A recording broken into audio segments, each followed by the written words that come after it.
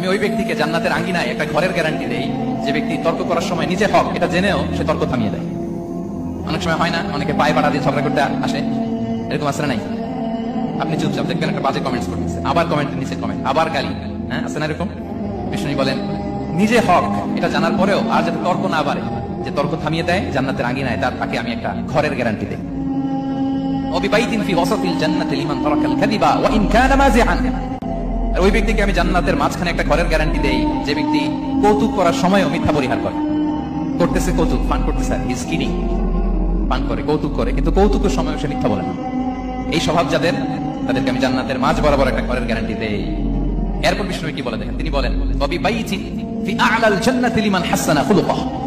আর জান্নাতের একেবারে highest peak of paradise, জান্নাতের সর্বোচ্চ স্তরে আমি একটা ঘর বা একটা বাসভবনের গ্যারান্টি ওই ব্যক্তিকে দেই যে তার আচরণটা সুন্দর করেছে, যে সুন্দর আচরণের অধিকারী হয়েছে, তাকে জান্নাতের হাইস্ট পিকে আমি একটা বাসভবনের গ্যারান্টি দেই।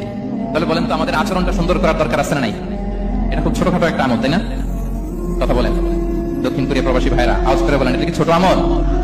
দেখলে সালাম দিব, সুন্দরভাবে কথা বলবো, ভালো উইশ করব, হ্যাঁ, হিংসা জিঘাংসা অহংকার থেকে মুক্ত থাকবো, খিটখিটে মেজাজের হবো না, অলওয়েজ স্মাইলিং ফেস থাকবে আমার, হৃদ্যতাপূর্ণ আচরণ। এই কাজটা কি ছোট আমল? আওয়াজ করে বলেন এই আমলটা কি ছোট না বড়? প্রিয় ভাইরা, বিষ্ণু ইসলাম সবার সাথে এরকম মাধুর্যতাপূর্ণ আচরণ করতেন, ছোট থেকে বড়, নারী থেকে পুরুষ, বন্ধু থেকে শত্রু, সবার সাথে সুন্দর আচরণ করতেন। এবং তার এই চমৎকার আচরণে মুগ্ধ হয়ে তার অনেক শত্রু মুহূর্তে তার বন্ধুতে পরিণত হয়েছে।